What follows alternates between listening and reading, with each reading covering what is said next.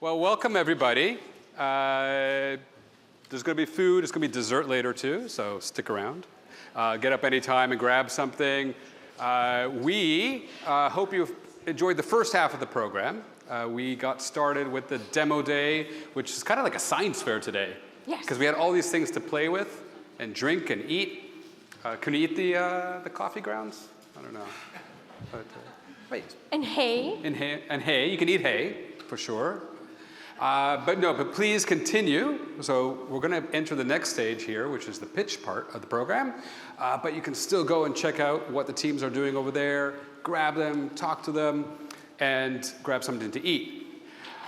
But first of all, let me just welcome everybody to the number eighth pitch day for designX. So I remember being on this stage when it wasn't a stage, because this is the first year we have a stage. But I remember standing right here 8 years ago for our very first pitch day, and we look the same. And some of you have been here since the first day, like literally the first day that we started this program. And we have some wonderful new people who joined along, and we have this year 12 new teams that you're going to meet momentarily. These 12 teams, coming from across MIT and Harvard and BU and Yale and some other colleges. Am I forgetting anybody? No? Okay. And from different parts of the world have all been part of our program since January. And they've been working on their startups. And it's just incredible what they've done over the past 5 months. You've seen some of the spoils of their work already. And you're going to see some incredible presentations coming up here. So first of all, congratulations to all of our teams. Amazing.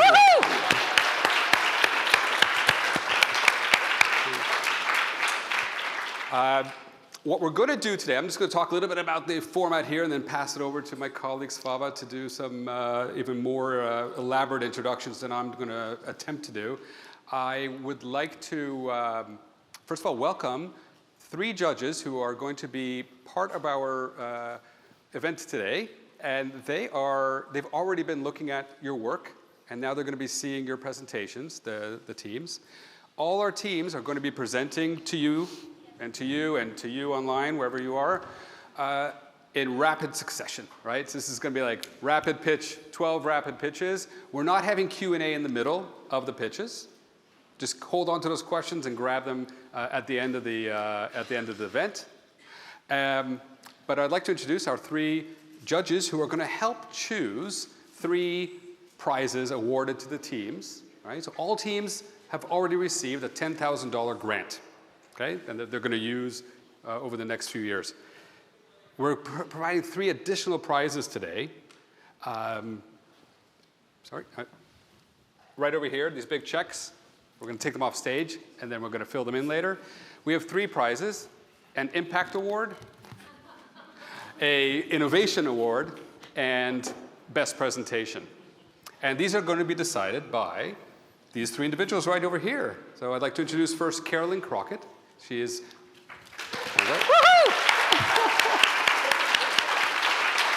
Carolyn is on faculty at DUSP. She is Professor of Urban History, Public Policy, and Planning here at DUSP. She's also a former Chief of Equity at the City of Boston and the Director of Small Business Development at the City of Boston. Right? I didn't make that up. Good. All right. So welcome. Liam Thornton, who is... So Liam is an alumnus of our school, of the Center for Real Estate, and he's also the Vice President for Strategy and Innovation at ASM Global, which is a venue and event management company. So thank you. And Caterina Madeira. And so Caterina is the director of the MIT Startup Exchange, and she is not just going to be judging you today, but hopefully welcoming some of you to join the Startup Exchange, which is an amazing program at MIT to support startups emerging from MIT by connecting them to pilots and corporates so they can get some clients and revenue. That's where you guys are heading to. So I'm going to exit the stage left and pass it to, I always wanted to say that, and pass it to Svava. I'll be back every few minutes to introduce the next team, okay? But Svava. Okay, I can do it, I think. I'm just as nervous as the teams because it's kind of like, this day is the toughest day ever because I feel it for you, you know. So, but before I say anything else, those guys in the back, do you want to come? There are a couple of seats up front where you can actually see very well what's going on. So anyone in the back, there are a couple of seats up here because it would be great if you're not moving around when the teams get going. They have a rhythm, they've been practicing, and we want them to kind of stay in that flow, right? Okay, are you ready? Okay, guys, are you ready to come and pitch? Whoa! Woohoo! Okay. So, I just wanted to thank you all for coming here. It's super important for them to have the support and feel the energy in the room. They have been spending hundreds of hours. They've been spending 5 months thinking about a problem and how might we solve that problem. And what if we could actually mitigate that problem? And you will be seeing all of that. So thank you for coming to designX. And I say it every year, best cohort ever.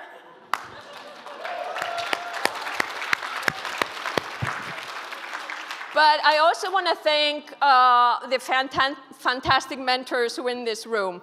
Some of you have been with us from the beginning, which is 8 years. You donate your time. You are dedicated to these teams. Many of you work with the teams way beyond graduation, and that is totally priceless. And I think we should give them a hand. Woohoo!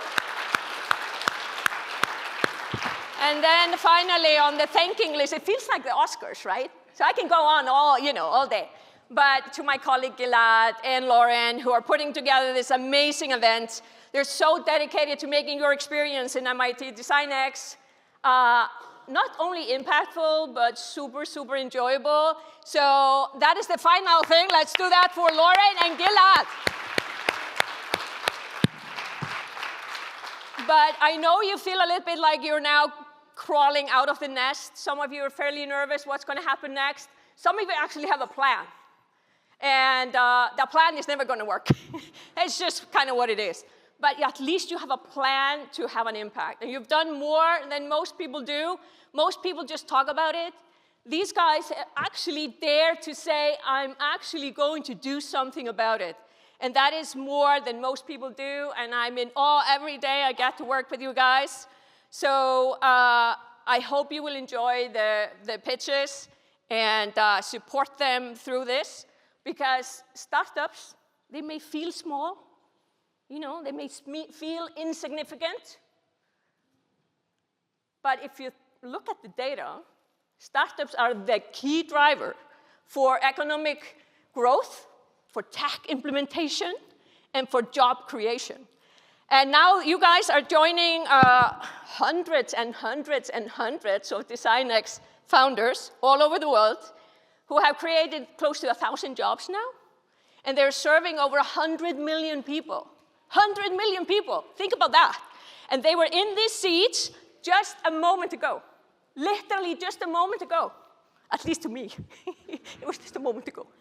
So you have been designing together, you have been problem solving together for 5 months, but more importantly, you have been supporting each other. So I think we do that now, the designX style, and we welcome the first team on stage, which is One Community. Woohoo! Good luck! Woohoo! Thank you.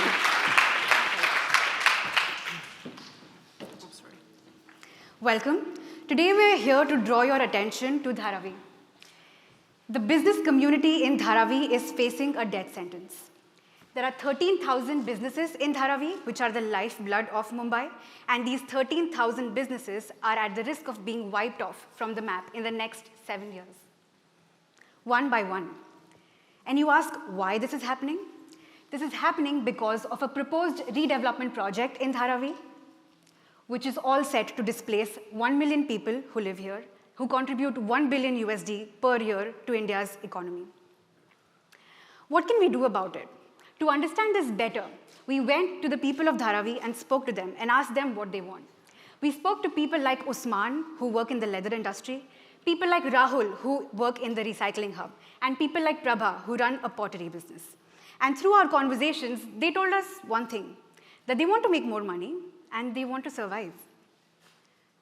The businesses in Dharavi are home-based, they are low-tech, and they rely on in-person connections. It's all about their physical network, and that's how they make it work. But this physical network is about to be destroyed, and they are going to be displaced. However, some hope comes in form of the Digital India Initiative. The smartphone penetration rate in India is 75% as of today, and it is slated to increase to 96% by 2040. And 86% of Dharavi residents own a smartphone.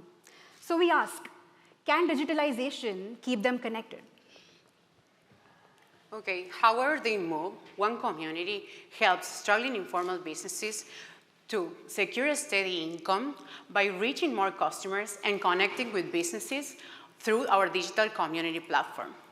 We went to Dharavi and we tested this use case with 3 different industries, but we chose pottery. Why pottery? Because pottery has a ready-to-sell product and a very good quality product. They also have a supply chain of 10,000 businesses, and also it's very customizable product and it's a scalable segment. Okay, how are we adding value to them? They're going to make a living by selling directly online. They're going to earn more by skipping the middleman. And they're going to grow their businesses by connecting with buyers and sellers beyond Dharavi. What does this look like, our product? So, this is our platform. We ask people in Dharavi what they use. They use phones, but to access to websites, they don't use app.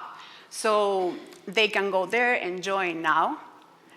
The second step is that they can go to our website and list their business in less than 2 minutes. And the third step is like they can still list their products here. And as we are speaking now, we have 15 businesses already signed up in our platform. So the first step is to connect businesses to customers, but our end goal is to create an ecosystem for businesses to keep them connected digitally. And this is how we are doing it. Our go-to-market strategy have 2 steps. First, business onboarding, and second, business retention. Business onboarding happens through community workshop where we reach out to community leaders and help us to reach businesses. Second, we use offline and online ads. We do posters on mom and pop shops, and we use online advertisement through WhatsApp and Instagram, the channels that the community are already familiar with. And we use word-of-mouth referral. So through these strategies, we would like to onboard more businesses, and we keep them on our platform through helping fulfilling their fundamental needs, which is to sell more and earn more. And how are we going to sustain our model, our venture financially? We make money when the business makes money. So our revenue streams go through 3 main channels. First, transaction fee per every successful transaction. Second, we provide on-demand business analytics for interested businesses as well as external partners. And lastly, through partnerships with e-wallets, delivery services, formal credits and loans offering by banks. So that was our go-to strategy market. This is our go global strategy. In the first year, we go local. We focus on building relationships as well as networks with 15,000 businesses in Dharavi at the moment. From year 3 onwards, we then go national. We reach out to communities in New Delhi, prepare for new communities in Kathmandu, and hoping to build our networks to more than 50,000 businesses. From year 5 onwards, we then go global. We connect businesses in Buenos Aires, from Ho Chi Minh City, and expand our network to more than 75,000 businesses. Our vision is to help struggling informal businesses from all around the world. But our mission starts with the Dharavi, because now they have everything at stake, but no time to lose. We are one community. All of our members come from emerging economies. All of us have lived, worked, connected with them, with these informal businesses and communities. We understand them, and we want to help them. So come join us. We have prepared a QR code for you to go and visit the Dharavi through our website. Let's support one Dharavi at a time, one business at a time, and one life at a time. Thank you.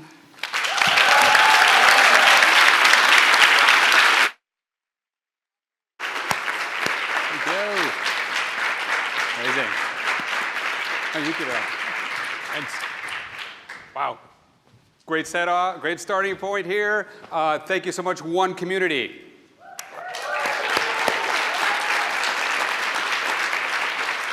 Give that applause again now for our second team, Cortado.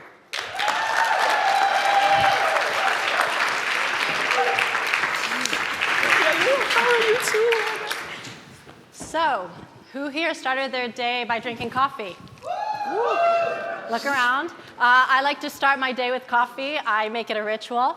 And when I was younger, I used to work at a coffee shop, and it used to drive me crazy to see that at the end of the day, the baristas used to throw away these huge bags of grounds into the trash can. This is a problem for coffee shops everywhere. Globally, in fact, we throw away 4.5 tons of coffee grounds each year into the landfill. This equates to 1.2 million tons of CO2 through greenhouse gases, which is twice the amount of greenhouse gases that Puerto Rico produces annually. So this is a huge amount. This problem was what brought our team together, that we were really passionate about solving, and led us to asking the question, what if we make something amazing from waste coffee grounds? And what if we could turn this trash into treasure? We are Cortado, and we make coffee leather.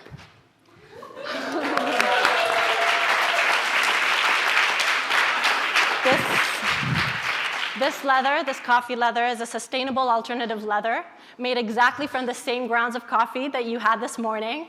It has the touch, feel, and durability of leather while being 100% compostable. Awesome. So after making dozens and dozens of prototypes with our all-natural bio-based materials, we took our coffee leather from the kitchen to the lab, seeking to optimize its properties. And upon testing our samples, we're excited to present to you today our coffee leather, which is on par with traditional leather in both tensile strength and elastic modulus. Now let's take a couple minutes to talk about some other benefits of our coffee leather. To start off, it's 100% compostable, and it doesn't have any of the harmful chemicals like cow leather does from its tanning process, which eventually pollute and cause damage to the soil when it biodegrades. It also has a lower carbon footprint than both synthetic and traditional leather, while also diverting the emissions that would have come from the coffee grounds had they ended up going to the landfill. And when analyzing the cost to produce 1 square foot of leather, coffee leather has the clear advantage, coming in at about 6 times lower than synthetic leather and 18 times lower than traditional cow leather. Just want to take a second and let that sink in. Cortado stands above the competition when looking at other bio-based leather alternatives, such as Mí.katã and their pineapple leaf leather, Milo and their mushroom leather, and other bio-based plastic synthetic leathers. Cortado is set apart in not only having the lowest carbon footprint, but also using an upcycled waste material and still being 100% compostable. The market is ready for Cortado's coffee leather. The global leather market is huge at $440 billion as of last year. On top of that, the bio-based leather market is growing at a tremendous rate. And perhaps most excitingly, consumers today are more environmentally conscious than ever and are willing to pay a premium for sustainably made products. We're currently evaluating a few different use cases for our coffee leather across fashion, automotive, and accessories industries. And accordingly, we'll choose our go-to-market strategy. For example, if we were to enter the fashion market first, we'll consider brand partnerships and licensing strategy. For the automotive industry, for example, we'll consider contract manufacturing. Now, the next 6 to 12 months will be critical for us, and we're here today seeking funding and partnerships to make our vision a reality. In the next 6 months, we'll double down on R&D efforts, complete more advanced material testing for coffee leather, and file for a patent. And in the next 12 months, we'll determine our first product use case for our coffee leather, and then bring it to market. Now, our team has the right skill sets to bring coffee leather to market. Our founding team, the 3 of us, has expertise ranging from design, material science, mechanical engineering, and business. Booker and I will be graduating this summer, and we're excited to begin working on this full-time. And Avi will remain on campus, continuing to have access to MIT lab space and resources. Now, at the end of the day, throughout human history, we have always shaped materials that in turn shape us. What we're trying to do is a small but tangible step, moving us closer to a circular ecosystem. And if we can appreciate every material and resource for what it is and what it can be, turning trash into treasure, we can make the world a better place. We're Cortado. Please join us in giving coffee grounds a second life. Thank you.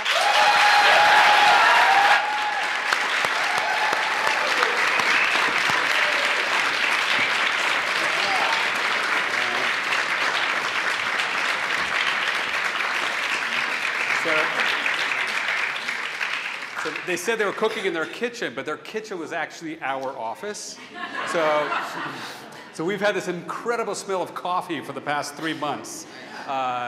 Thank you. So I would like to welcome our next team, TOPPA.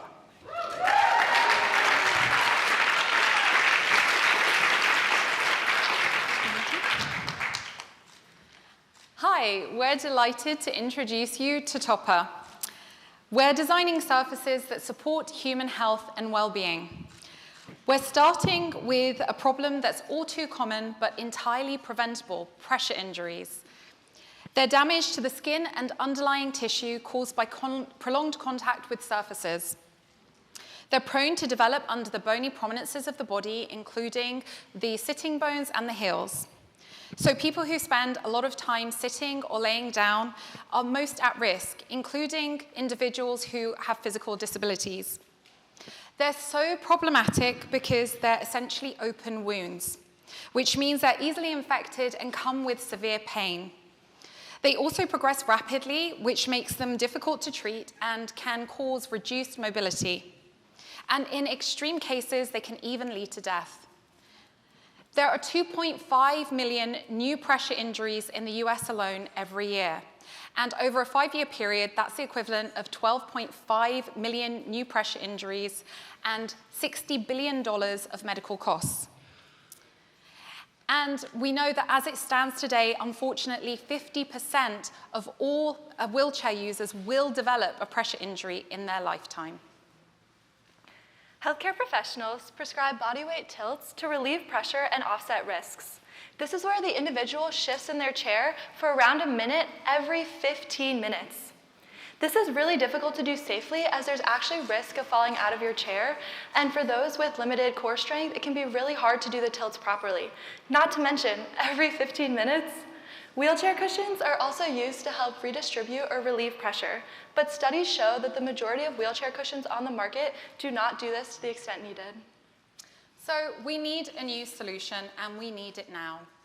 We need to remove pressure from at-risk areas. We need to automatically adapt pressure to each individual's profile, and we want to be able to measure and evidence impact. We want to do all of this to empower our users and support their independence regardless of their level of mobility or the access to good quality care that they may or may not have. Some products offer different parts of what's needed, but TOPPA is the only solution that integrates all of these key needs into a single surface. After more than 200 hours of research, interviews, and testing with leading clinicians, we've developed TOPPA. TOPPA is a wheelchair cushion that's developed to prevent pressure injuries and adapt to the needs of every user. At the core of the design is an array of small segments that are each independently actuated to allow for control of every area on the surface. Each of these programmable actuators can move vertically to relieve pressure in a given area and change the pressure distribution between the user and the cushion.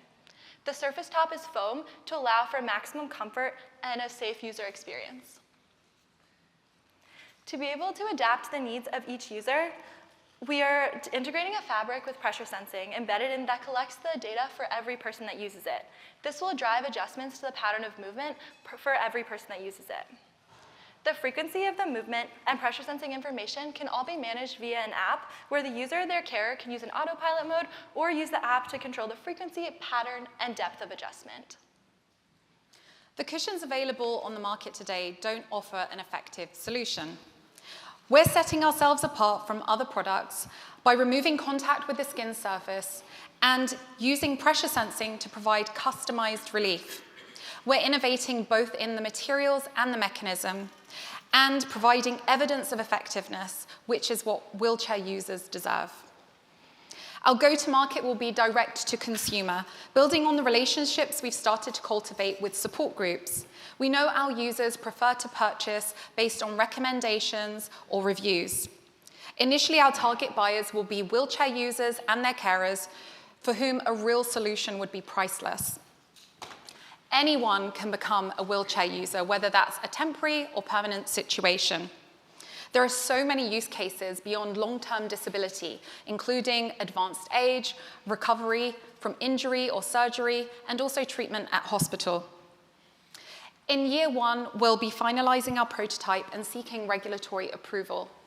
In year two, we'll conduct a pilot and open our online store and win our first domestic customers. And then in year three, we'll scale up and expand internationally. We're targeting a price below $400 per unit and intend to sell our first 5,000 units by the end of the second year.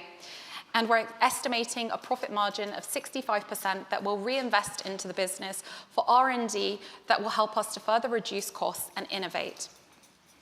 We recognize that wheelchairs aren't the only places that responsive surfaces could add value. We plan to expand to the healthcare market in the form of hospital beds and reclining chairs.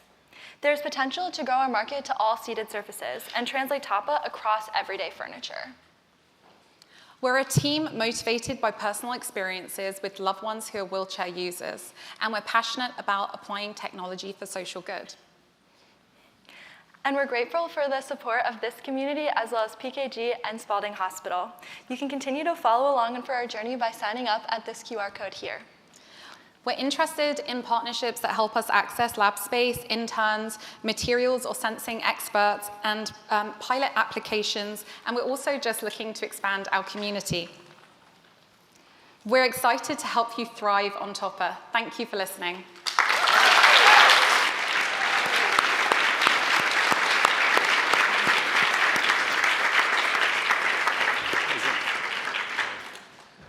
The common theme connecting all of our teams really today, and you've seen it right now, is we need these solutions, right? These are not nice to haves. So thank you, Team TOPPA.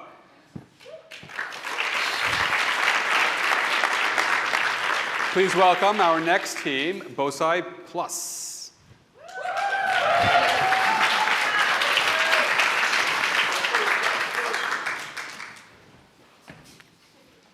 Hi everyone, my name is Emily Liu, and this is my collaborator, Larissa, and we are BOSAI Plus. Take a moment and look around you right now. Consider this. How prepared do you think we are? Sitting in this room for an unexpected emergency. Today, we're here to talk about a reality that we all share, but we often overlook. The ongoing extreme and everyday personal emergencies that impacts our personal safety. Whether it's sudden natural disasters or technological failure or personal health crisis. The question isn't if these problems are going to happen, is when. And when they do, readiness can make all the difference. Raise your hand if you do have an emergency kit. Okay, a couple. Raise your hand again if you have them with you right now. That says something. Okay. So currently, the government and the disease center recommends that you prepare medical kits or emergency kit with you.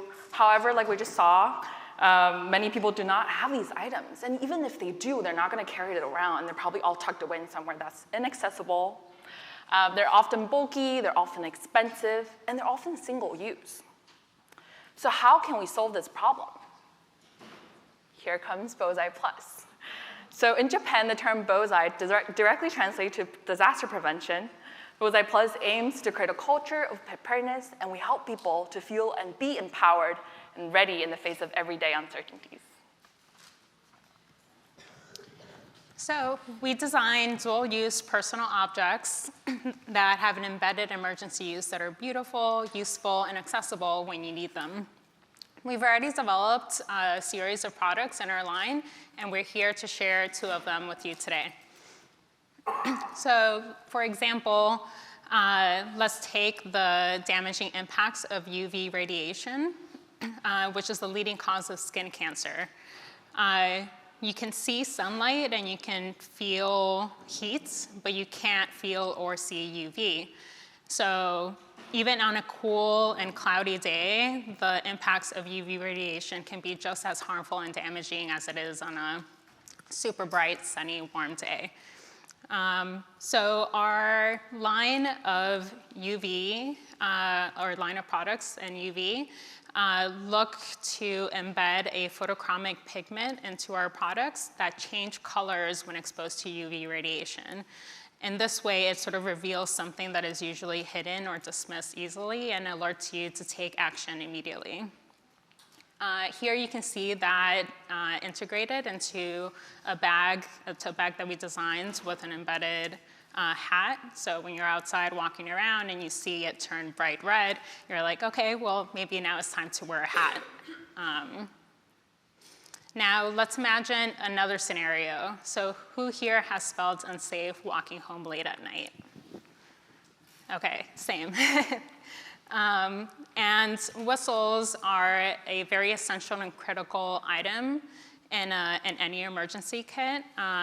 It serves as a way to alert others and signal to others if you're lost, trapped, or in need of help. So our jewelry line embeds this sort of critical use of a whistle into items that you wear every day, like a pendant or a ring that I'm wearing right now. There you go.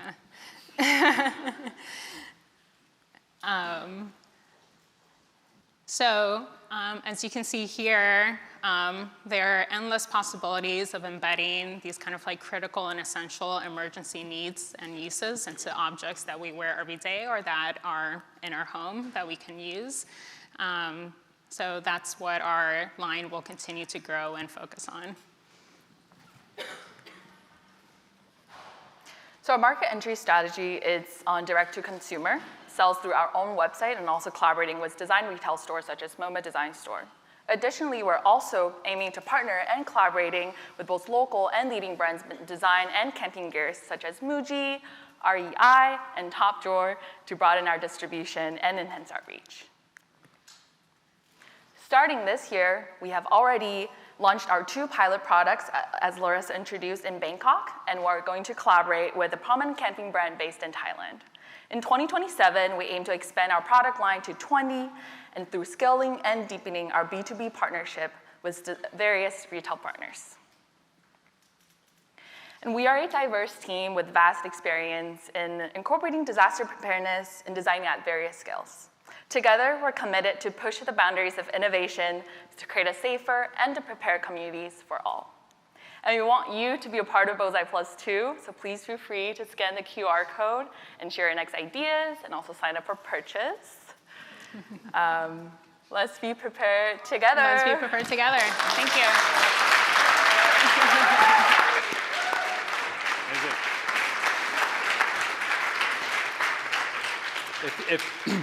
If you missed any of the QR codes on each of the posters, there's also a QR code, so you can go and sign up and purchase, all right? So thank you, Bozai Plus. Our next team, coming from the other side, I like it. We have Mí.katã.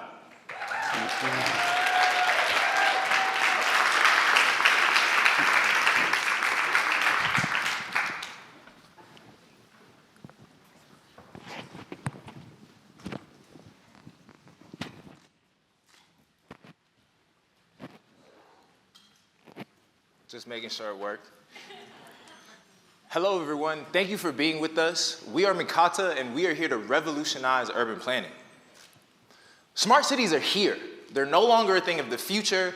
They've been with us, and if you look around, they're in everything from machine learning transit models to facial recognition surveillance systems, and even in the Wi-Fi wayfinding kiosks that you see in the street.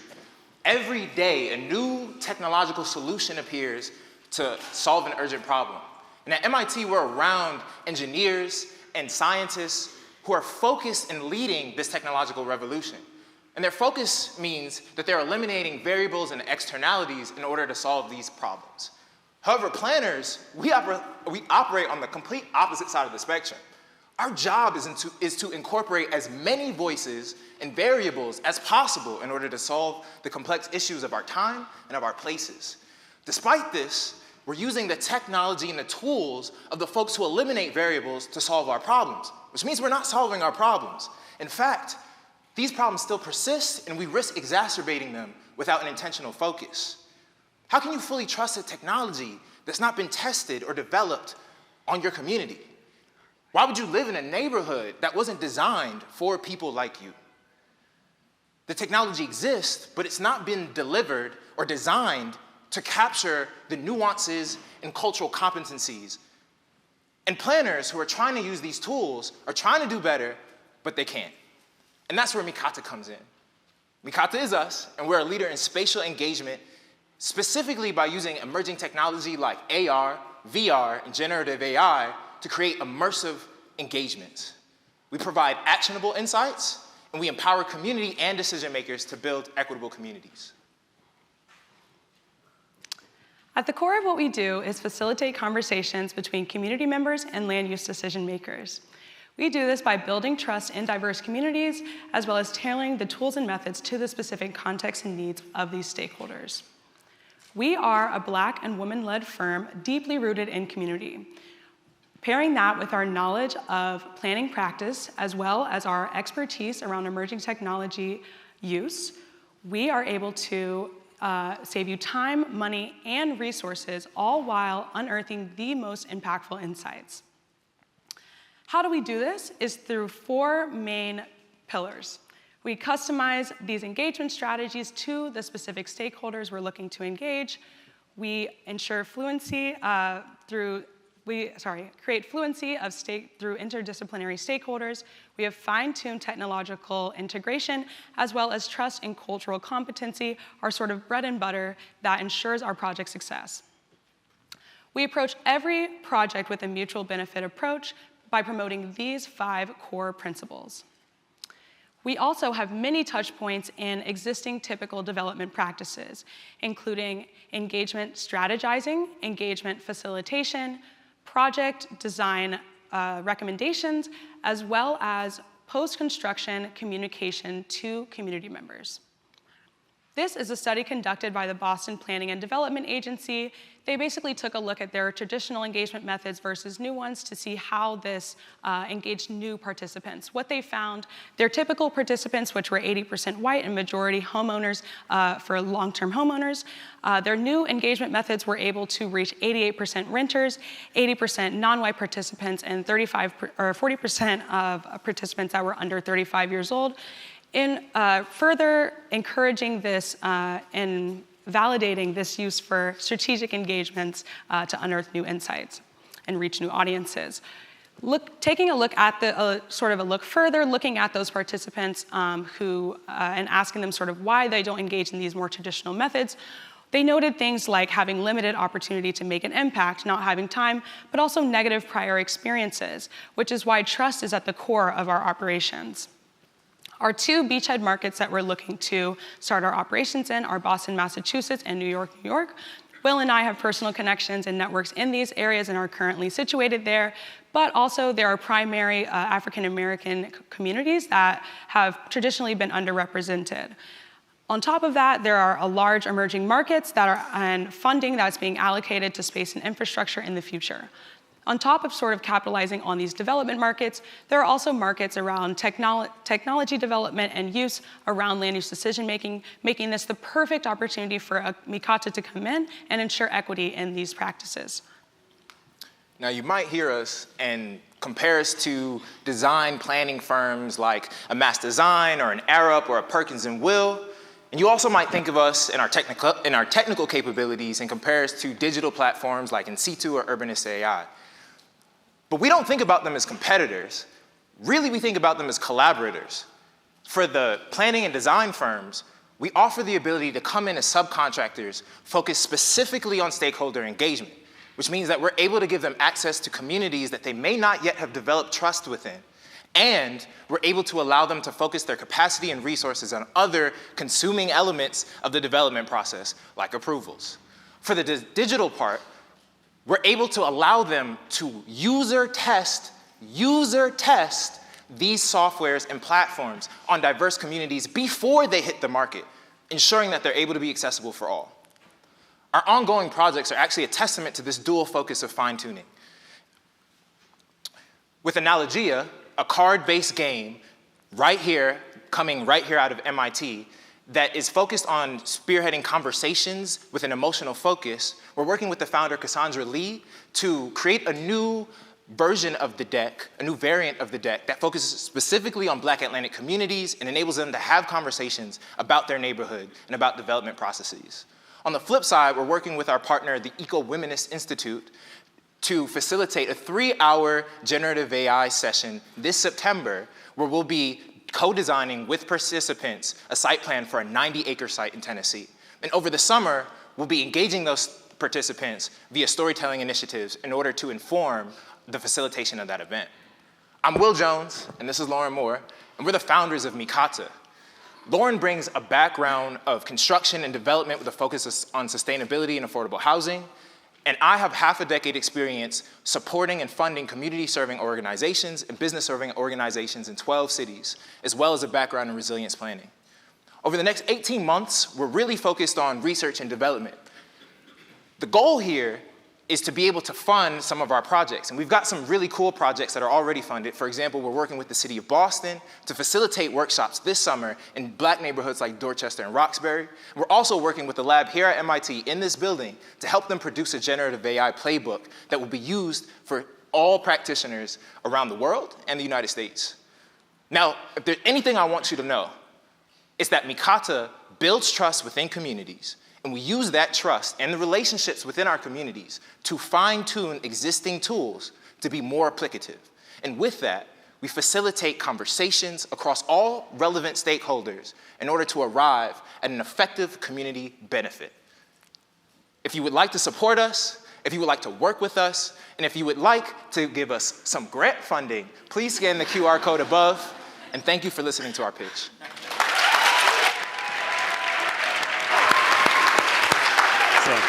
So good. Give it to those guys. Direct and to the point. That's a good rule there. Thank you, Mí.katã. I'd like to welcome our next team. Oh, they got goodies here, too. CNCF. There you go. Who wants to? Hi, we're CNCF.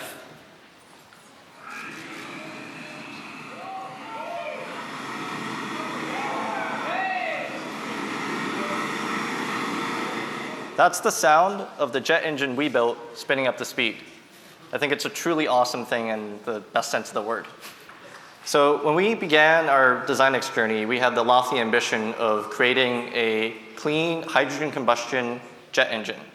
But in the process of building this engine, we stumbled upon a problem that I think is more urgent and more broadly impactful that affects all of the players in hard tech, whether you're exploring space, designing the next iPhone, testing for COVID and wastewater, generating power and fusion, or building a better water dispenser, you need metal parts. And we want those metal parts affordably and quickly.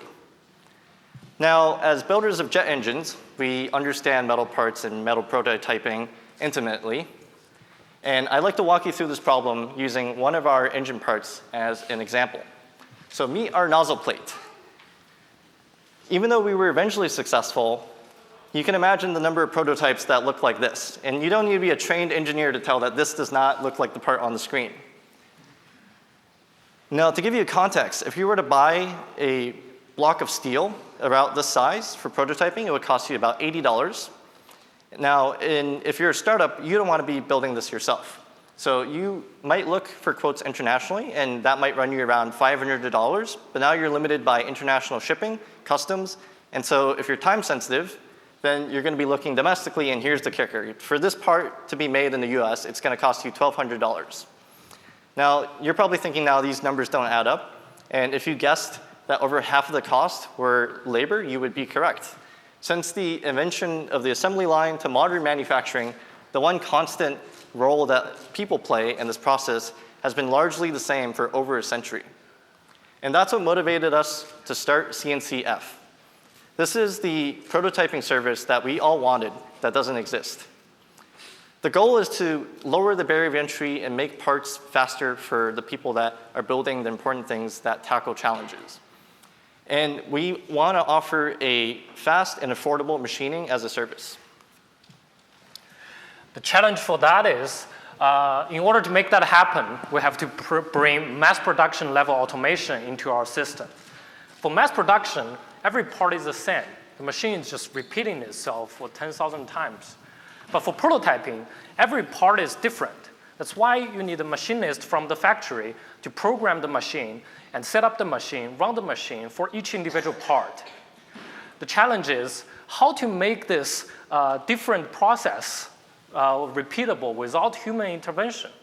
That's why we're building our standardized factory with standardized machines, and we offer a drag and drop programming interface to our customers. This interface will offer a tool operation library that for each operation, they can be easily run inside our factory with zero human intervention, so that whatever you programmed with our interface, the program can be run fast and cheap. Now let's take a deeper look about how this interface works. So the engineers will start by uploading their 3D design file, and then pick the stock material and the stock size. Then here's our patent pending drag and drop programming interface. Let's start with adaptive clearing. You simply drag that card to the top surface of the part to tell the machine you want to remove material from the top, and then most of the materials are removed. There are still 6 holes near the center, so you just drag the drilling operation to those 6 holes, and then the holes are made. You still have some redundant material at the bottom, so you just drag adaptive clearing again to the bottom surface, and those materials are removed. If you look really close, we have some redundant material at the corners. You just drag the 3D surface finishing to that corner, and then your part is programmed. Now you just need to make sure the cost and lead time is acceptable. You click the order button. The program will run instantly on our machine, and after a short period of lead time, special delivery.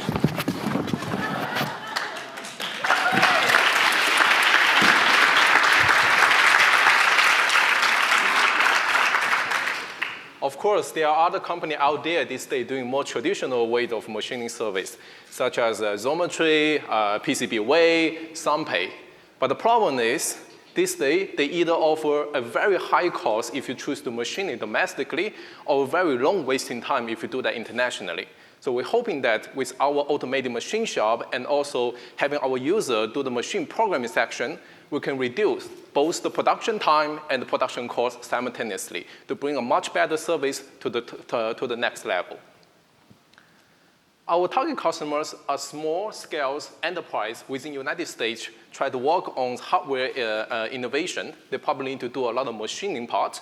And from the transportation industry alone, we are looking at around 9,000 enterprises who can potentially utilize our service, which corresponding to around 6 million to 42 million of total yearly revenue. This is our team, Yang, Charles, Scarlett, and myself, and we're CNCF.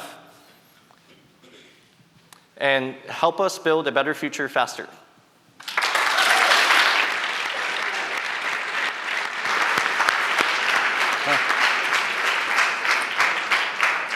Amazing. Sure. We do need about 500 grand for our first manufacturing cell, so I brought my hat if people want to chip in $5. I thought it was like your security blanket. It was like, I always go with my hat. Fantastic, guys. And we can pass the, and we can pass the hat around and also the little piece of machine. Okay, so I said we're doing this 12 straight, and that we're not taking a break, but we are going to stretch, all right? Because we don't want to get sore, right? We learned that earlier this afternoon. So if everybody could just get up and just give a nice stretch, all right?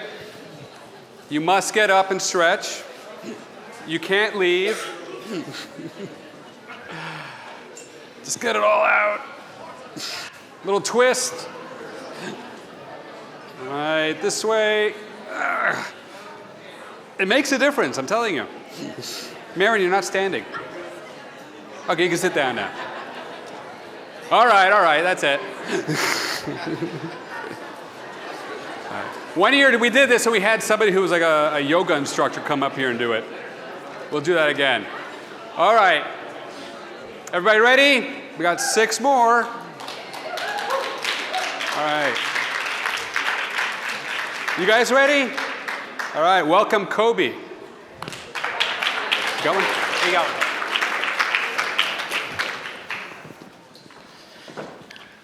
Hi, I'm Nikki, this is Vincent and Ian, and we are Kobe, the Collective Organic Building Initiative, growing healthy buildings with plant-based carbon-storing materials.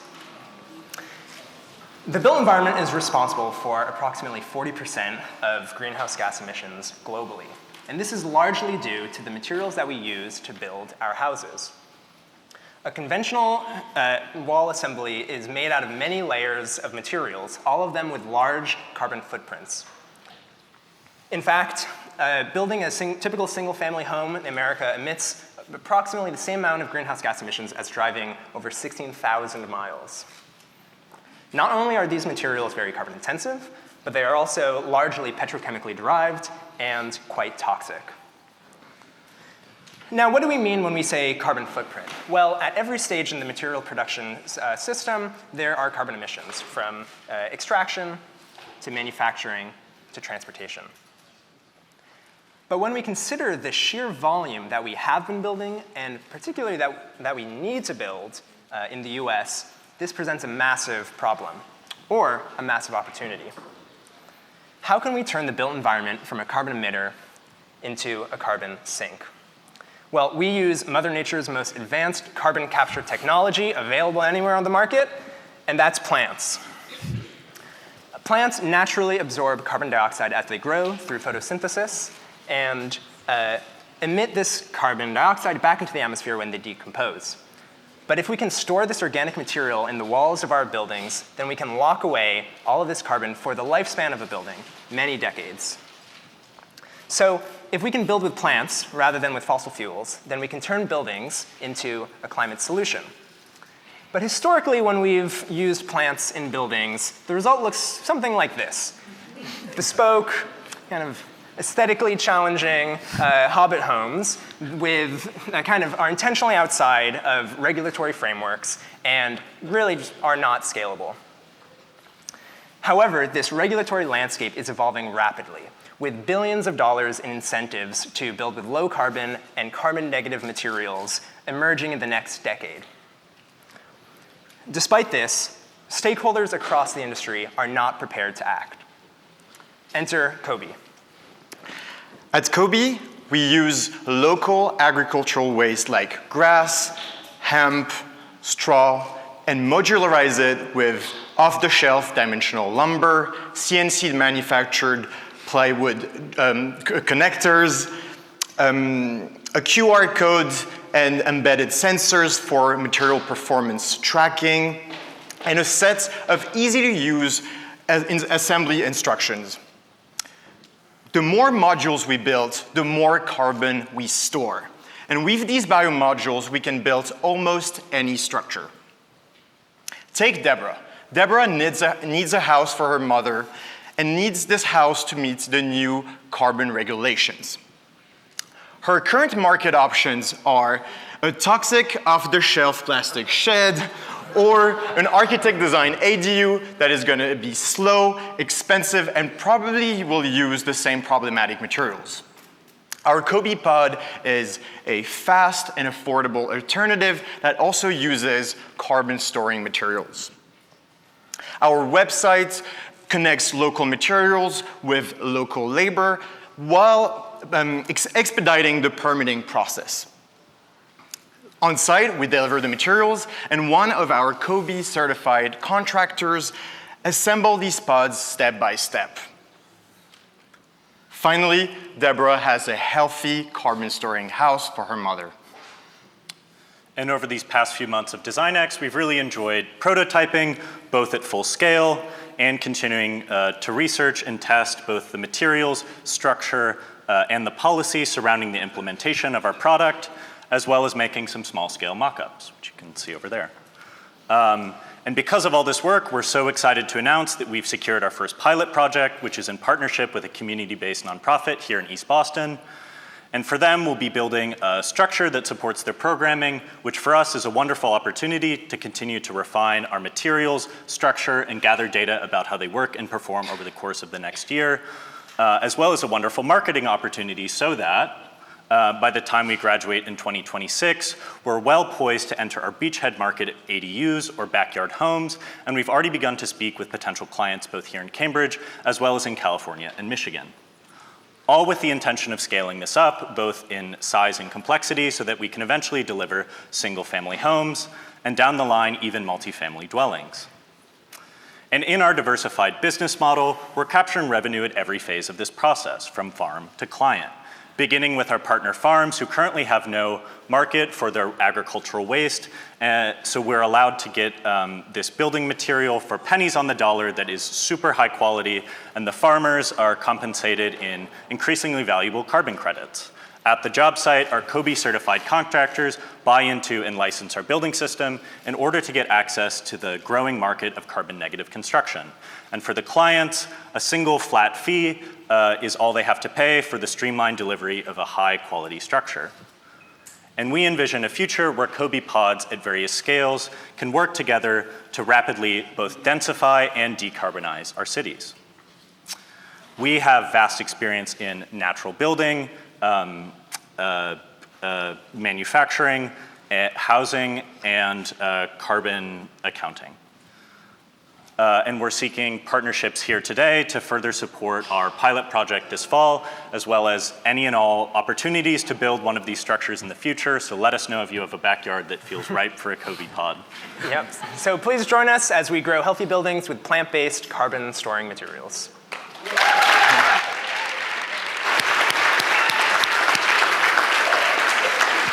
Thank you, guys.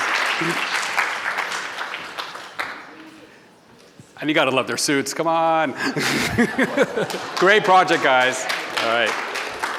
I'd like to welcome our next team as Civic Leaders of Today. Come on up. Oh, I think we're supposed to stand up. Okay. Good afternoon. We are Civic Leaders. My name is Sam. My name is Manal, and Civic Leaders is a peer-to-peer network for the people who run our cities and states, public servants. We are passionate about public service. We are passionate about public service. Why? Because we have been public servants for the City of Boston, the Commonwealth of Massachusetts, and the City of Atlanta. Right now, we have cities, towns, and regions all over the country that are facing the same challenges. But too often, people feel that they are on an island dealing with these challenges alone. Instead of 20 people each trying to tackle a challenge alone, imagine 20 people trying to work together to address a problem. Whether in Arlington or Seattle, it is easier to solve problems when we leverage our collective wisdom.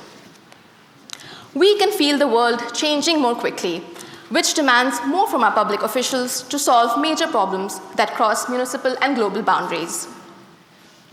This is where Civic Leaders comes in, a secure peer-to-peer exchange network built for and by public servants to facilitate meaningful conversations and share resources.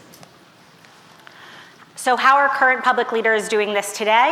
Well, there are in-person events, which are okay, but they're time limited, they're inaccessible, and they don't really provide a platform for ongoing engagement.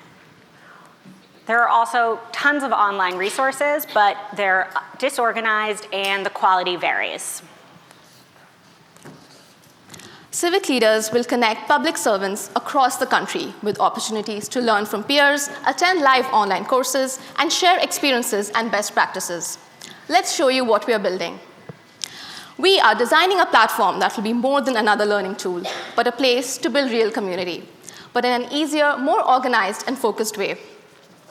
When users first sign in, they see a dynamic homepage with a feed based on your interests with trending topics and conversations. Users can start forums based on their interests and needs. They can see trending items, a post, an upcoming webinar, and a forum conversation. Users can sign up for relevant events in their field and see what their connections are commenting and posting. In the housing forum, they can join webinars or join conversations on important issues like tenant rights and legislation. This network, yeah, start on. This is my profile. Here it shows my professional affiliations, my skills, and what my learning goals are. It's also going to be a profile that is shown to the entire network so people can find me and connect and message me. My homepage presents, a variety of curated items just for me, whether these are trending topics, events, or webinars. And it shows where I am in the network. This is so that I can also find others by location, affiliation, or interests. Civic leaders will create a space for questions and conversations on the most pressing issues in our sector, and importantly, break down silos between them. This network will increase government employees' ability to design, launch, and scale initiatives more efficiently. Unlike our competitors, we pride ourselves on creating meaningful and lasting engagement at scale with forums, direct messaging, and private expert panels on live important policies and findings. And critically, we create a network only for public servants by public servants. We believe that government will be our largest customer. This will be the missing link for employees and agencies trying to drive new initiatives. And for professional and academic alumni associations, this can provide a way for members to strengthen their bond and facilitate and expand their network. We plan on being a subscription-based tiered platform.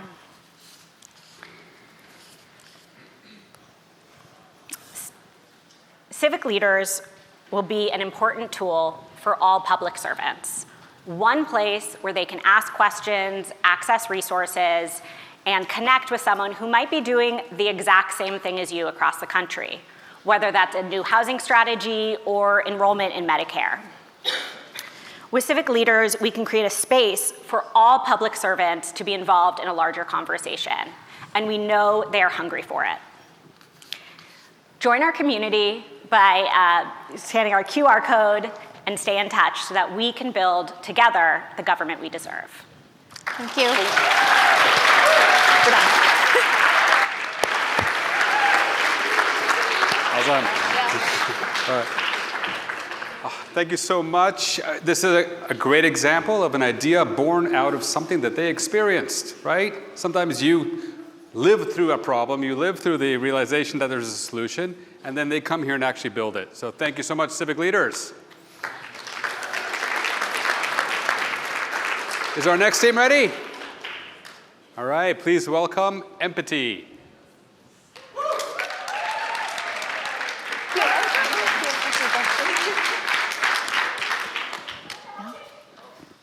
Oh, yeah, the skirt. Sorry. Okay. Hello, everyone. We are Team Empathy. So we all here, standing here, as you can see, 3 Indonesian women, and we represent 95 million of Indonesian women. And you can see around you, you have so many women, right? And so we are the Indonesia first virtual primary care clinics focused on women's sexual reproductive health. So, as we are Indonesian women, only 1 out of 10 receive sexual education on reproductive health. And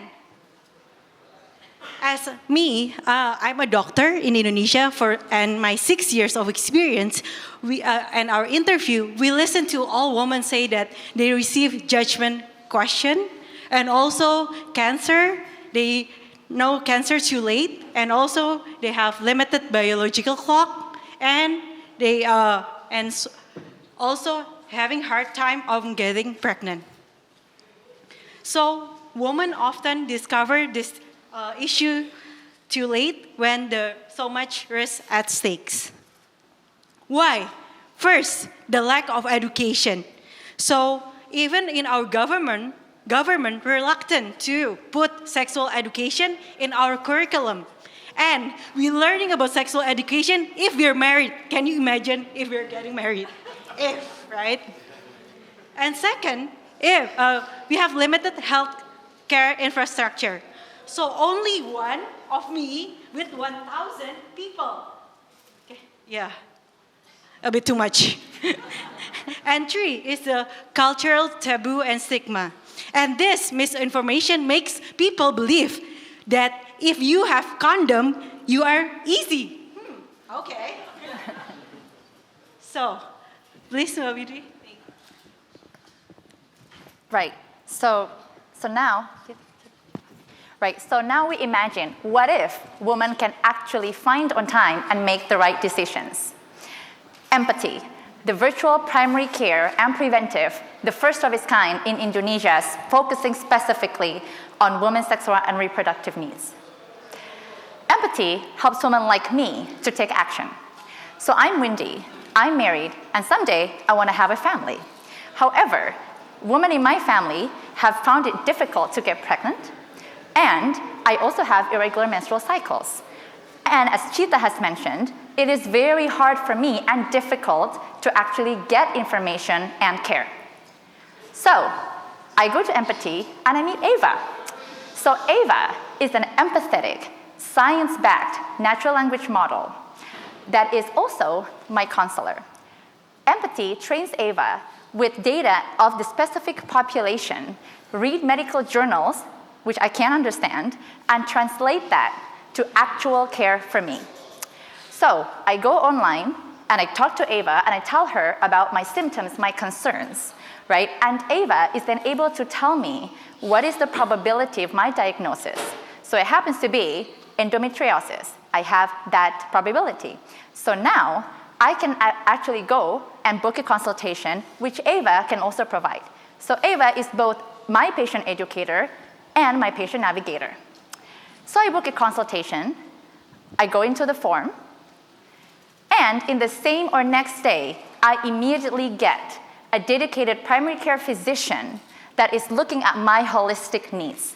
In Indonesia, that is a luxury. And not only that, but my physician also knows all of the conversations that I had with Ava. So when I actually meet her, she is able to not only have an engaging conversation, but also save time. And what's even more powerful is that this conversation actually results in a personalized insights and recommendation dashboard that's tailored specifically to me. I can see on the left what my goals are, where I am right now on the right, where my treatment plan is. So, Empathy provides also tailored content for me. And when it gets time to actually for me to take curative care, Ava is there. So Ava does the hard work of actually vetting and selecting who I should talk to, which specialist, and where. So, in a nutshell, Empathy is basically an experience, a new experience for women's health in which we are there with you from the moment of need until the moment of care and beyond. And I'll let my friend Melina share how this can be more impactful.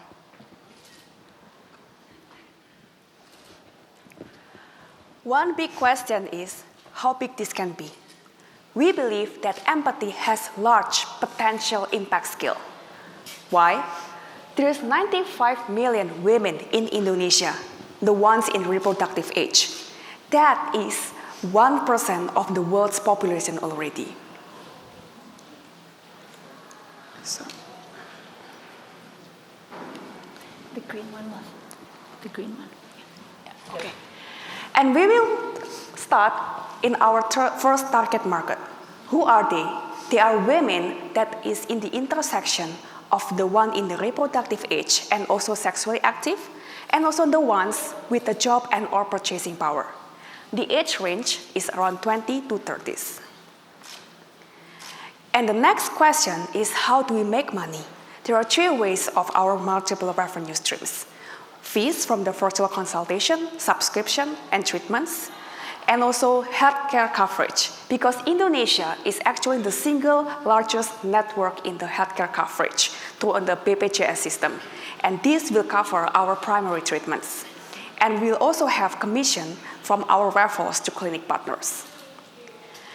This business model has been validated through the partnership with clinics for further treatments.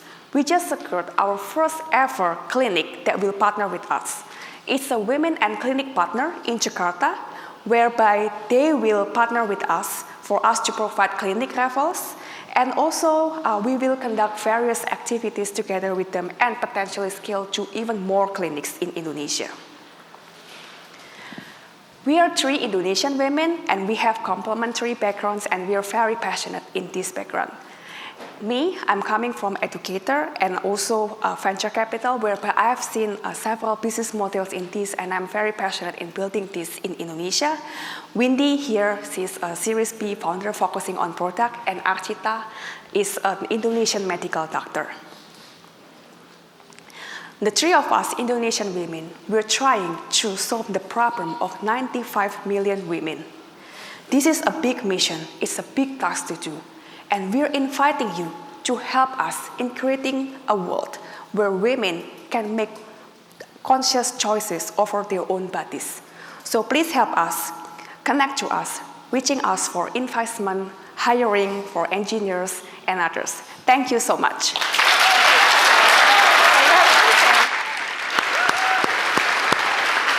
Great. Awesome. One of the best things, well, at MIT and then with designX, is that we get to work with people from around the world and doing projects and making impact around the world. So thank you, Empathy, for being one of those this year. I'd like to welcome our next presenter, our next team, Daniel and Numenak.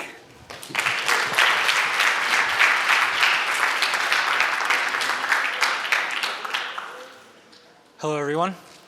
I'm Daniel Lee, and we are building Numenak. Numenak is a modern-day AI-enabled almanac, a one-stop platform for farmers to acquire, share, and manage knowledge. The premise of our business begins with a perilous landscape. We have 2 million farmers in the US facing 3 macro risks: climate, cost inflation, and geopolitical risks. And the numbers paint a grim picture. We have overwhelming debt, farmers barely able to break even, a negative median income for 88% of farmers, all after the government subsidization. So farmers are at their wits' end and must remain informed and agile. They must actively seek revenue opportunities, will be cannibalized by consolidating competition. The revenue opportunities look like this. We have access to government funding, sustainable farming education, information-enabled cost optimization, and access to market information. But the truth is, the market is saturated with predatory startups and incumbents misaligned with farmer interests, actively cutting into those negative margins without concern for true utility. So we can comfortably assert that there's a knowledge labyrinth constructed and maintained by exploitative interests.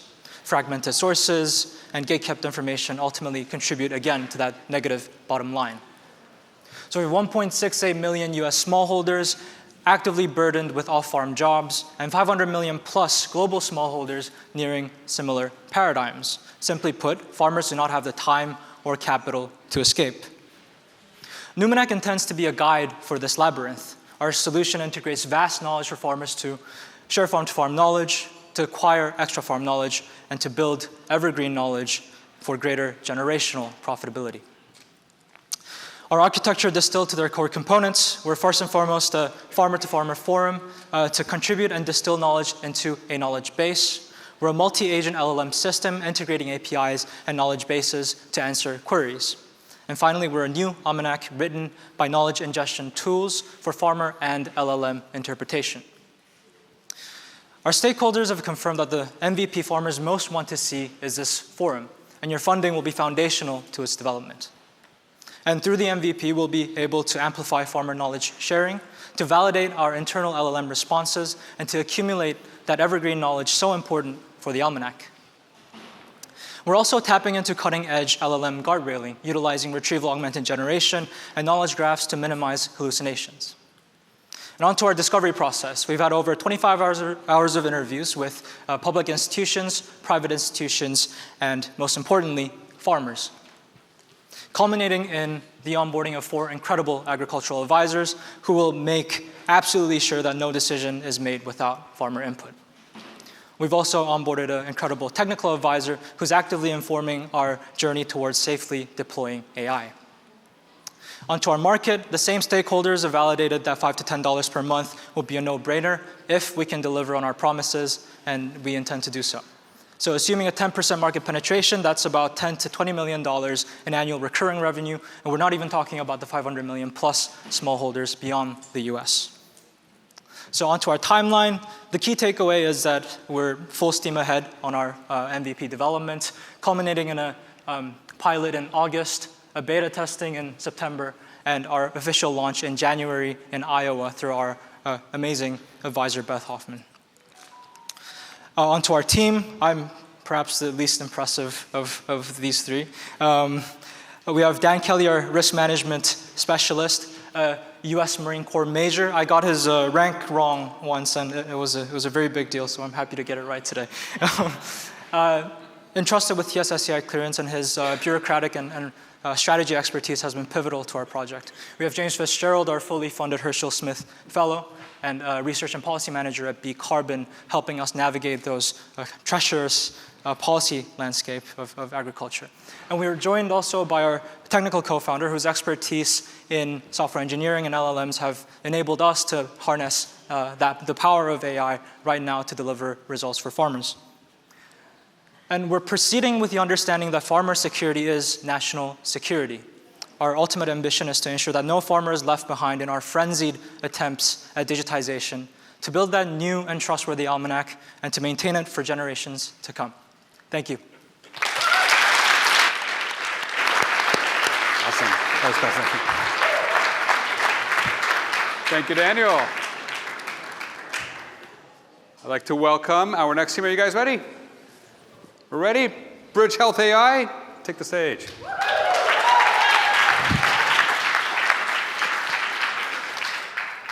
Before we start our pitch, I just want to actually give y'all a round of applause, because I don't know if you've looked behind you, but that weather is amazing, and y'all are in here with us. Thank you. So please, round of applause for the audience. All right, now that I got some brownie points in. All right, welcome to Bridge Health AI, where we're going to simplify healthcare for millions of underserved families all across the US. So this is deeply personal for me. My parents came to the US 30 years ago. They were poor, uneducated, didn't speak English. They spent countless months trying to access basic care. And once they finally received it, they barely used it. It was too damn hard to figure out, and that has tragic consequences. They've gone to the emergency department several times and have had chronic conditions that they're dealing with till this day. The worst part about this, they're not alone. There's over 100 million people that have the same exact unmet needs, and of these 100 million people, most are actually the elderly, communities of color, and low income. And despite all of them having access to all these benefits, 2/3 of them don't even use their benefits because the system is too dang complicated to figure out. And once again, this has tragic consequences as well. Now, when you think about health insurance, Medicare, Medicaid, food programs like SNAP, I'm already overwhelmed by just saying those things. I imagine all of you are. You've heard copay, But I promise you, if I quiz people here, they probably would not know what it is. And think about all the other folks that are not as educated, don't speak the language, live in low-income communities. Because this is exactly what their journey looks like. It's a black box. I put this on the slide not to explain it, but just to show the chaos of the experience. Now, there are folks on the ground that are dedicated to supporting hundreds of people, 100 million people, just like my parents, care workers, social workers, nurses, love these people. But they face the same challenges as the patients themselves, and they're overwhelmed and burdened. Because as you're dealing with hundreds of other patients, they're also spending, we've heard in all of our interviews, they spend up to 50% of their time Googling, on calls, wait times, filling out paperwork, back and forth, back and forth. Like, it's just anxiety-inducing even looking at this, thinking about them. So they're burning out, and that's why there's a big shortage in primary care across all different types of levels. And this has very costly economically, over $300 billion in the cost of health disparities. But what's worse is this is costing lives. We're both from Chicago. The south side of Chicago, the residents live 30 years fewer than their neighbors to the north, which is only 9 miles up north. That's crazy to me. And that's why? That's why we're building Bridge Health AI, an intuitive software platform for care workers to simplify the navigation journey for them and for their patients. It brings together health and social services into one place and uses AI to automate the hardest tasks. Users will get guidance every step of the way so that these tasks can take minutes instead of weeks. Let me show you how it works. Everything happens in one secure portal. We can start with a guided screening to uncover and triage patient needs, and then we can search for the programs that are tailored to the patient's specific circumstances, and in real time check if they qualify. The tool can help automate and form-fill paperwork. And then once the patient is enrolled, it can provide tactical next steps on how to actually use. So for example, what grocery stores are in the food program that are within walking distance for the patient. And finally, the tool will provide reminders for things like renewals. In 2023, 15 million patients were kicked off Medicaid for mostly administrative reasons. But this way, families will never be left without care. We're building Bridge Health AI to deliver positive impact to all stakeholders. Patients get healthier, care workers can operate at the top of their expertise, help more patients in less time, and experience less frustration and burnout. And for insurance companies, all this impact translates to their bottom line. And that's important because the insurance companies are our paying customers. It's a simple software subscription model, $2 per patient per month, where the insurance company can empower their care worker teams to deliver better care. They can avoid these preventable medical costs, and they see more patients get enrolled and stay enrolled, which translates to revenue. Medicaid and Medicare are a huge space with growing needs. And we're initially focused on managed Medicaid. So within Medicaid, 75% of patients are managed privately by groups like Aetna and United Healthcare. And we're specifically starting here in Massachusetts and in our home state of Illinois. Now, we've made tremendous progress, and we're really grateful to the MITdesignX infrastructure that has allowed us to build our initial prototype. We've gotten several agreements to pilot, and this summer we're going to be piloting at a Boston-based hospital we're really excited for, and we just recently closed our first round of funding. And our goal is to, thank you, I appreciate it. Haven't done anything yet, so thank you for the future clauses. But our goal is to grow our team with some of the engineers and actually launch these pilots to see how effective our platform can be at solving these really, really burning pain points. We believe we're the best team to deliver on this because we have a wide variety of experiences across health insurance, hospital systems. We both worked at Mass Health, which is state Medicaid, AI engineering, but most importantly, all of us have the lived experience of dealing with the frustrating healthcare system that we call our healthcare today. Now, thank you all for being here. We truly believe we're going to transform millions of lives and make healthcare accessible for millions of underserved families, just like my parents were 30 years ago. Our ask is we are looking for pilot partners, and we're hiring. So anyone in the network, please let us know. Thank you very much again.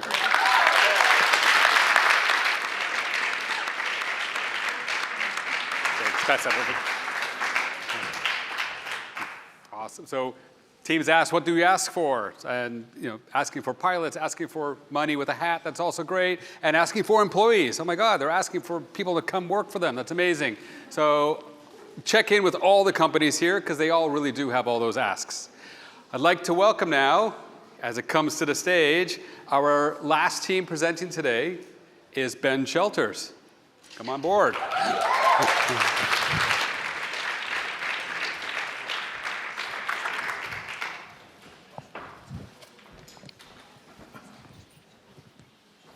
Hi everybody, my name is Alexander and I'm here to present Ben Shelter, a sustainable, modular, and easily deployable bamboo shelters for refugees in Myanmar.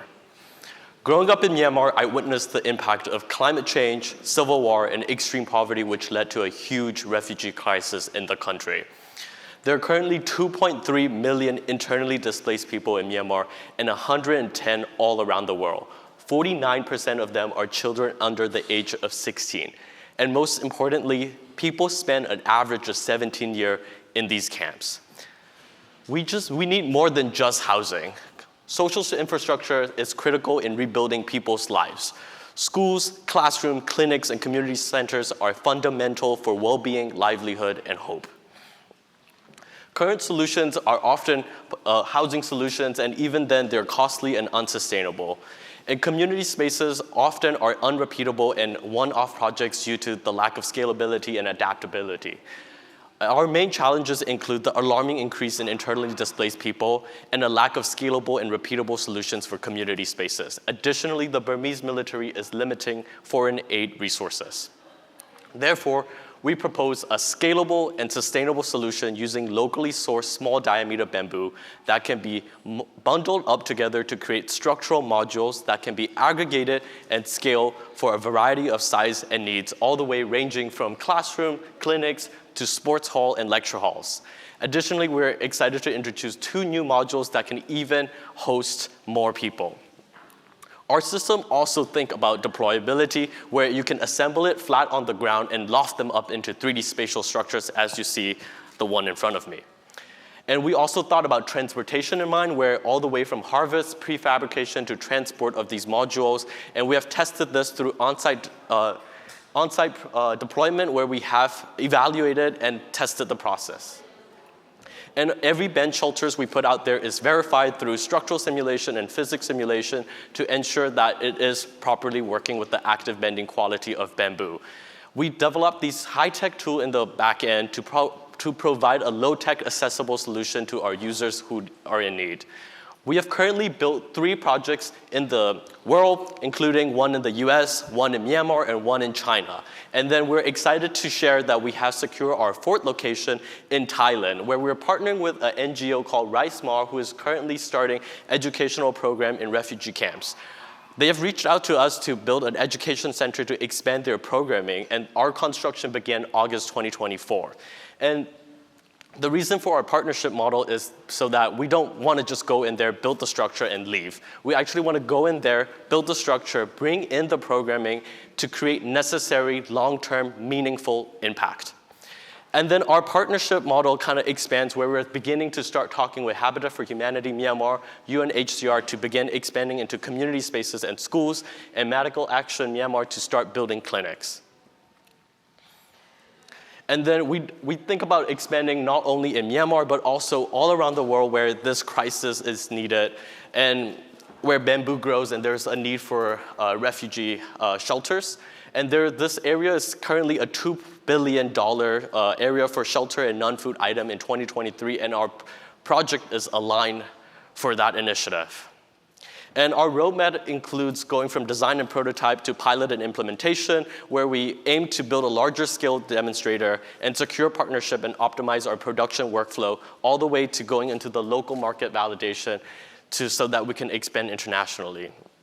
Our team includes a background from technology, construction, design, and business, and we have advisors from the head of emergency preparedness in United Nations, digital structures at MIT, Cornell, and a social entrepreneur.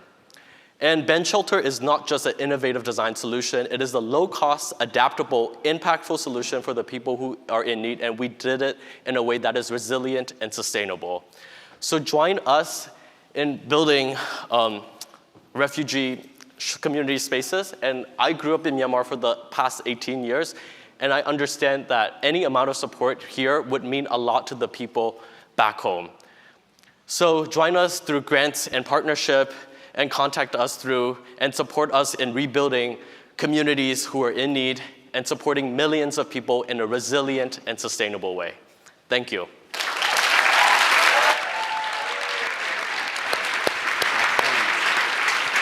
Thank you. Okay. Wow. Wow, Ben Shelters, wow, everybody. This was, okay, I know I say this every year, but I mean it, the best pitches ever. This round of applause to everybody. Oh. So, we're going to have a few things to do now. I'll give a couple instructions, but before that, I want to again thank everybody here, everybody online, our judges who have some work to do right now, and I'll give you instructions in a minute. My colleagues, all the students. Also like to thank our home, which is MAD, the Morningside Academy for Design here at MIT. MAD is a relatively new piece of MIT. I mean, if you look at since 1861, they've been around for 2 years, so yeah, that's pretty new. And this is a institute-wide program, academy, to bring design across all fields and all disciplines. And designX was brought in there, and for good reason. That's exactly what we always did, and now we get to do it within this incredible institute and work with amazing people there. So, John, are you still here? Yay, he's right back there. So John, the director of MAD, the Morningside Academy, and Marion, and all our friends, Oliver, and everybody else who's here. Sorry, it's like a big cloud. Adelaide, right there in front of me. Sorry. So thank you so much. Before we're going to have to take a little break here, but you got to stay here, otherwise, you might get the check, and then it'll be a shame if you're not around. So all teams, you're not leaving. And another thing you're going to do, we have a wonderful photographer right here, Seb.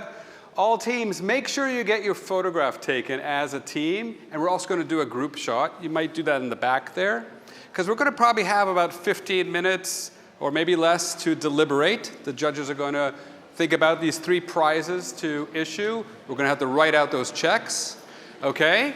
We're also going to have, it's not going to be issued today, and sorry for all the additional noise, by the way, everybody. The sound from below comes up here like crazy. There's going to be 2 additional grants given this year. So this is a surprise for all our teams. But one of our sponsors, FIRE, the Foundation for Innovation in Real Estate, and Matt Knight. And Matt, I think, had to leave, unfortunately, because he had to get to a flight. But he let me know that there's going to be 2 grants given to 2 of our teams this year of $25,000 each. Okay? So, all right.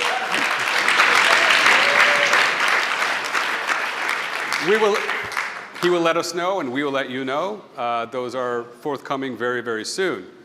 But we got some of our prizes to give out today. So everyone, please there's actually dessert out now, so go and grab something to eat. Stick around. We'll call you back when it's time. Folks online, grab a coffee, grab a beer. Stick around, and we'll be back within 10, 15 minutes max.